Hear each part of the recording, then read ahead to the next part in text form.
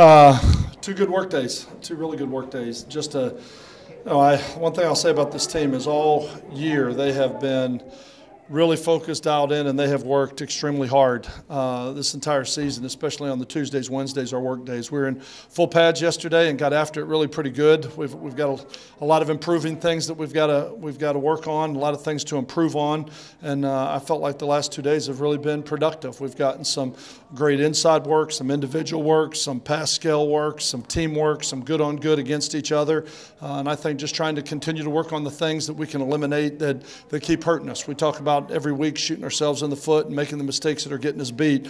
And in a game like this is the thing we're going to have to do. We're going to have to do a great job of taking care of the ball and following the plan. And I think the players understand that. They've been working really hard the last couple days, and everybody's excited about getting back into the conference and having the opportunity to come back here and play at home and with the red out and the excitement. And we're all really excited about getting back out on the field. Last year, UTEP had a couple of receivers on the outside, one on the outside that's now at BYU, one on the inside.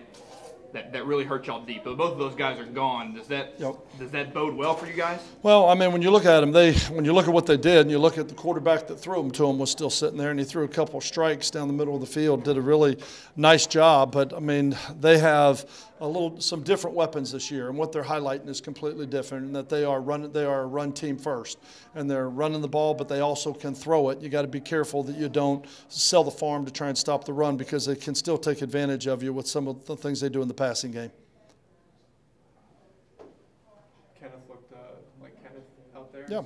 He's good to go. Yeah, he's good. He's good. Yep. Like I said, we put a boot on him. Sunday night, just to immobilize the foot, so we can make sure that we got as much healing as possible for the first couple days. And you really don't know what's going to happen. You know, we came out there Tuesday, was still a little sore, so we put him back in the boot to give him one more day to rest. And then we were making that decision today. And if he went out there and he was too sore to go, then we would have went without him. And if he was able to go and he went out there and went full speed, felt great, ran around, was smiles, happy, working hard. Old Kenneth, I mean, running down the field, talking trash to the defense. I mean, it was he's fine. He'll definitely play. I meant to ask you a follow-up on Monday to the offensive line question about whether that group from Auburn would be what you went with going forward, and it looked like today it was. Is that the plan? No, right now it is. I mean, right now I thought those guys played really well. I thought they played really well at Auburn, and so what we've got to do now is just, continue to polish some things up. But some of these other guys will play.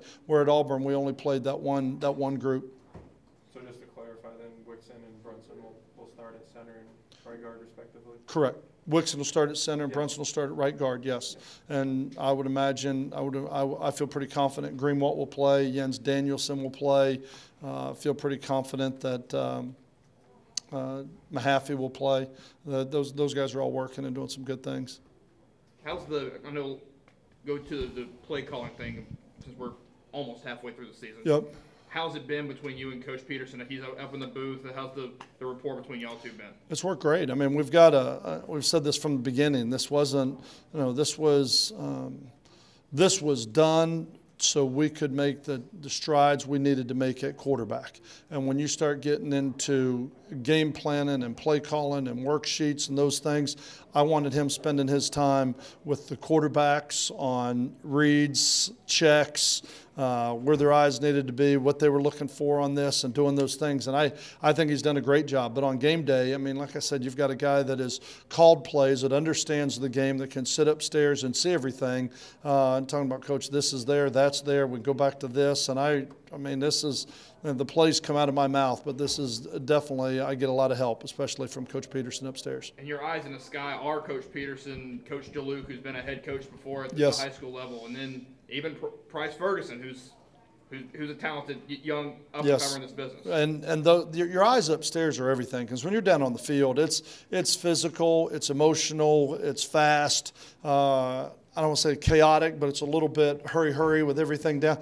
Upstairs is like sitting in, listening to music, and the game's moving in slow motion, and, hey, somebody get me another iced tea, would you? I mean, you sit up there and you're focused on the game and kind of what's going on, and you can see everything. And so I think having guys with that type of experience upstairs is huge. I think it's very difficult to call plays from the field without that type of help upstairs. You have to rely very heavily on the people upstairs, and the people upstairs you got to work really hard, and you have to have experience up there of watching in our case, watching the defense. Everybody has a tendency to watch their players. You know, it's like, what happened? It's like, I don't know, Coach, I was watching the free safety in the corner. You know, I mean, I'm watching. You have to really kind of cut off the offense and just watch the defensive side of the ball, because that's what we're trying to get knowledge on. We can see what goes on the offensive side on the field, but we really need them to watch the defense and be able to tell us what they're doing and how they're trying to take away certain things, which gives us the ability to plug in other aspects of our offense. I want to talk about formations a little bit. Okay. With the T formation, by Yep. my count, I believe you ran it 4 times and 2 touchdowns, and you had the big 36-yard gain to your tight end. Yep. Where did that come from? And I guess, what have you liked about it? Obviously, you've had success with it, especially at Auburn. Right. Well, you know, when we looked at our offense a year ago, one of our problems were we weren't very good on third down, but we weren't very good on third and short. You know, you ought to be real good on third and short, about 50% on third and medium, and then you're not going to be very good on third and long. And we weren't very good on third and short. And so not having a tight end and not having the ability to get in a lot of big sets, that's why a guy like Josh Gaston, a guy like Josh Robinson, a guy like Eddie Johnson, those guys have been invaluable for us because they've been able to give us big edges with a tight end on the side, and then having the depth that we do at running back with Ricky Jones and Marlon Seats and Jared Kraft, the way he's come along, and Kenneth Dixon. Hunter Lee can play back there. We have a number of guys that can go back there and play. We just felt like it was the best thing that we could get into with what we run as an offense that would give us the best chance. And I have run it everywhere I've been. I believe in the formation. I love the formation, and it's something that we've worked from the beginning of camp. And I think now the players are really feeling comfortable in it, able to make some changes in it, and I even think they get a little bit excited when they hear the T-bone. Going back to one thing you said earlier, a couple minutes ago, about how UTEP wants to run it. Yes. And North Texas wanted to run it. I know it's a little bit different personnel, but is it fair to assume that we might see a similar defensive game plan against UTEP in terms of trying to stop that run? I think UTEP throws the ball better. I think that UTEP throws the ball better. They've got an experienced quarterback, and North Texas ran the ball but doesn't have a real experienced quarterback under the center. They lost their quarterback last year, and so they were kind of searching for some answers this year in our game. But this game, we're getting a very experienced quarterback who throws the ball very well. So I think you got to be careful. You know, we were going to make the quarterback at North Texas beat us. We're here, this quarterback scored 35 points on us a year ago, and so we know what he's capable of doing. And so you just got to be careful, and you got to pick your decisions wisely, and when you're going to go after him and when you're really going to try and stop the run, because when you do, obviously, every time you try and load the box to stop the run, you're not as strong on the pass. And he's an athletic quarterback, but he's not as athletic as Nick Marshall, but yeah, where would you put him on the spectrum? And he's not, he's not. I don't know. I'm just trying to, with what we've played, we didn't have a running quarterback at Oklahoma. I mean, that's not really his thing. He could run it, but it's the same thing. And I look this week. It's more. You have a throwing quarterback who's athletic. If that's I'm probably the best way for me to put it, more than for me to say who's he reminds you of. He's an athletic quarterback that throws the ball well, but he's not a guy that they're designing a bunch of runs for like last week, where the quarterback's going to carry the ball 20 times in a game. He's good enough to run it if he needs to, but that's not something they ask him to do a lot of. In Auburn, I think Carlos had maybe 3 or 4 times on the jet sweep, and he got tripped up a few times, but It looked like he was very close to potentially getting a big gainer. Is that something that maybe stands out on tape and you realize when you're watching film, like, we need to get this guy the ball in space? Well, it's what we realize at practice, which is why we're trying to do it in the games. You know what I mean? Because he's very talented. I mean, you look at him; he's been an arm away 2 times on the kickoff return at this point. You know what I mean? He's that close on kickoff return, and we're trying to get the ball into his hands as many ways as possible. I mean, he's still young. He's a redshirt freshman. He's very talented, and he's learning. But I think he's doing some good things, and he's a guy that we got to continue to work to get into the game plan, just like Paul Turner, just like a Sterling, just like a Hunter Lee and a Trent Taylor. He's another one, and the more weapons we can develop, especially as you go through a long season, if somebody gets injured, that he's ready to step up. But he's a guy that needs to touch the ball for us.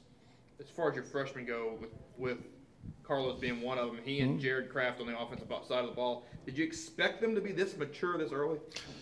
expecting him to be this talented this early. You know, and Jared's in a different state because Jared's a true freshman, where Carlos, watching him for the last year, yeah, we felt like he was going to be one of our better receivers as soon as he was able to play, you know, when he was ready to play. And he's still going to be one of the more talented players. He needs to gain experience to where he gets a comfort level that he can go out there and show what his talents and abilities that he truly has. Where, you know, you look at a guy like Jared Kraft, you look at Cedric Cooper, you look at a couple of these guys, Canty, that are true freshmen and making strong contributions to our team. They're still just true freshmen. So really pleased with the way the freshmen are coming along and the things that they're doing. But felt like, you know, when we were looking at a Carlos Henderson a year ago, he's 160 pounds as a freshman. That's why we decided to redshirt him. And you look at him today, and he's 190 and still has a lot of those qualities that he possessed at 160 pounds. And I think he's going to be special one day. Is that what you're hoping to see from Marlon Watts, with that weight gain, that kind of thing? And that's what Marlon Watts is talented enough to play now. But Marlon Watts is still 179 pounds at about 6'4", and as he gets bigger, I mean, he is only going to become a better and better football player, and that's one of the reasons that he's redshirting right now.